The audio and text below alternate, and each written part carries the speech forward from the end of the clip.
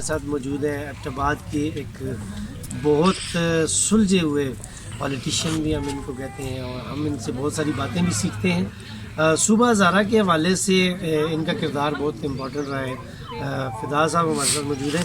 سر، کل ہم اس بات پہ ڈسکس کر رہے تھے اپنے آبشار نیوز کے پلیٹ فارم سے کہ جو بھی گورنمنٹ سے اپوزیشن میں جو بھی لوگ چلے جاتے ہیں، لائک ابھی جیسے مسلم لیگ نون کے کچھ جو بڑے سیاسی نام ہیں، وہ آج کل صوبہ ہزارہ بنا رہے ہیں، اور اس کے حوالے سے وہ مختلف پریس کانفرنسز اور اس طرح کی چیزیں وہ ڈیل کر رہے ہیں۔ اس سے پہلے جو اپوزیشن میں تھی لائک پی ٹی آئی تھی، وہ صوبہ ہزارہ بنا رہی تھی۔ تو یہ صوبہ ہزارہ بنانے کے لیے ہر دفعہ یہ لوگ جو ہے یہ اپوزیشن کا انتظار کرتے رہتے ہیں، اور اپوزیشن میں آ کے صوبہ ہزارہ کے نام پہ سیاست کرتے ہیں۔ آپ کے خیال میں یہ صوبہ ہزارہ کی کاز کو نقصان دے رہے ہیں یا اس کو فائدہ دے رہے ہیں؟ بسم اللہ الرحمن الرحیم۔ بھائی صاحب، بات یہ ہے کہ اگر آپ اس تحریک کے آغاز پہ جائیں تو اس کے آغاز میں آپ کو یاد ہو تو ایک بابا حیدر زمان، اللہ نے جنت نصیب کرے، وہ تھے، اور ان کے ساتھ ایک وہ گروہ تھا جو کہ اس وقت سیاست سے مکمل طور پر باہر کر دیا گیا تھا، جو کاف لیگ کا ٹولہ جس کو کہتے تھے، اور وہ تمام کے تمام اس وقت اپوزیشن میں تھے، تو وہ بابا جی کے ساتھ آ کر کھڑے ہوئے۔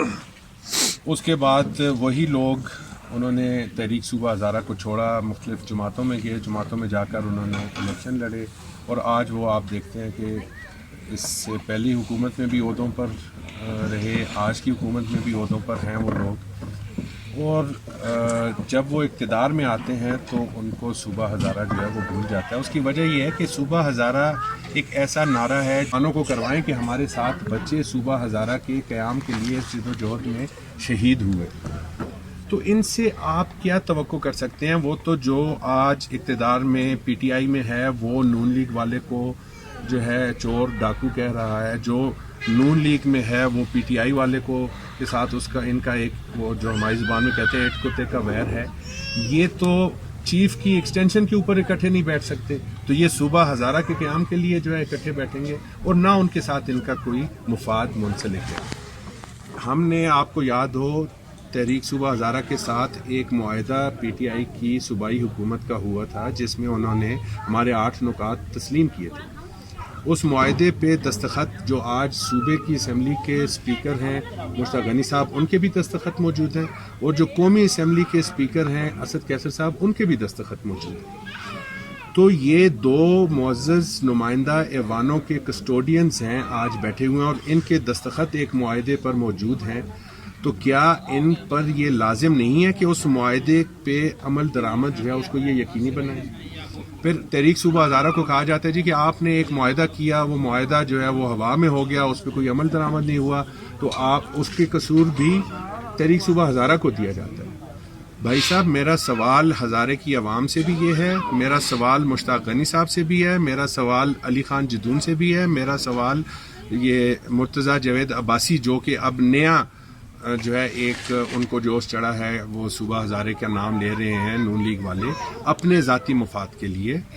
ان سب سے سوال یہ ہے کہ مشتاق غنی صاحب، آپ کا جس معاہدے پہ دستخط ہے، آپ اگر اس اسمبلی کے کسٹوڈین ہیں تو اس سے پہلے آپ ہزارے وال کے حقوق کے کسٹوڈین ہیں۔ کیا آپ پر لازم نہیں ہے کہ اس معاہدے پر عمل درآمد کو آپ آج یقینی بنائیں؟ کیا ہمیں یہ یاد دلانا ہے؟ ہمیں تو عوام نے کبھی ووٹ نہیں ڈالا، نہ ہمیں کبھی کوئی جو ہے سیٹ ملی ہے، نہ ہم نے کوئی سیاسی جو ہے کوئی تقاضا ہے ہمارا کہ ہمیں ذاتی طور پر کچھ چاہیے، ہمیں تو ہزارے کے لیے چاہیے۔ جب سے یہ لوگ اقتدار میں آئے ہیں، جب سے تحریک صوبہ ہزارہ خاموش ہوئی ہے، مجھے بتائیں یہاں پہ سی پیک بنی، انٹرچینج ایبٹ آباد کو ملا؟ نہیں ملا۔ یہ جو آپ کی این ایچ اے ہے اس کا حشر آپ دیکھیں، حویلیاں تک انہوں نے پھر حسن عبدال سے حویلیاں تک جو ہے ریپیئر اس کی کچھ نہ کچھ کر لی ہے۔ حویلیاں سے اوپر جو ہے جو این ایچ اے ہے اس کا حال یہ ہے کہ یہاں پر گدھا گاڑیاں بھی چلنے کے قابل نہیں ہیں، یہ دوسری گاڑیاں تو دور کی بات ہے۔ تو انہوں نے آج تک کون سا حق ادا کیا؟ کیا آپ کو شرم نہیں آتی جتنے بھی نمائندے ہیں کہ آپ کی گاڑیاں جو ہے وہ آسمان سے ہو کر آتی ہیں، اسی روڈ سے ہو کر آتی ہیں؟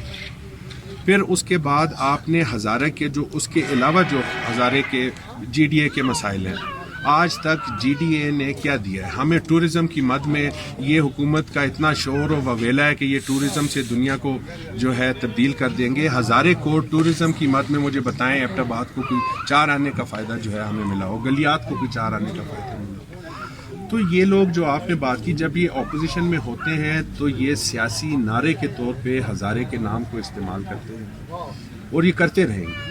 لیکن قصور ان لیڈرز کا جتنا ہے اس سے زیادہ قصور ہماری عوام کا ہے جو ان کو منتخب کرتی ہے. کہ آپ ان کو جب منتخب کرتے ہیں تو اس کے بعد ان کو آپ کٹہرے میں کھڑا کر کے ان سے پوچھیں کہ آپ کے حقوق کے ساتھ کیا ہو رہا ہے, ہزارے کو کیا ملا ہے. پچھلے 10 سال میں مجھے بتا دیں کہ ہزارے کو آج تک کیا حاصل ہوا ہے, چاہے وہ نون لیگ کی حکومت ہوئی ہے, چاہے وہ پی ٹی آئی کی حکومت ہوئی ہے, ہزارے کو کوئی حاصل ہوا ہے کچھ بھی. اور یہ استحصال ایسے ہی جاری رہے گا کیونکہ جو گنگی قومیں ہوتی ہیں ان کے بہرے لیڈر ہوتے ہیں. ہم ایک گنگی قوم ہے جو اپنے حق کے لیے آواز نہیں اٹھا سکتے اور ہمارے بہرے لیڈر ہیں کیونکہ وہ جب ہماری آواز نہیں اٹھے گی تو وہ اس آواز کی ترجمانی یا ہمارے حقوق کی ترجمانی نہیں کر سکتے. تو گنگوں اور بہروں کی بستی کے ساتھ تو بھائی صاحب وہی ہوگا جو ہمارے ساتھ ہوتا چلا. بہت شکریہ سر, راز صاحب تھے ہمارے ساتھ موجود.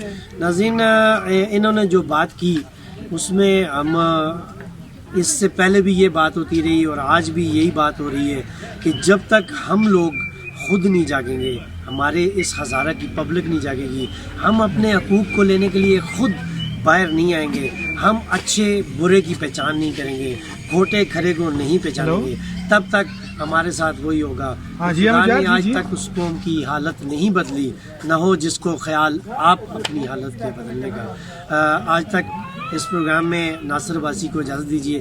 انشاءاللہ اگلے پروگرام میں پھر ملاقات ہوگی. اللہ حافظ.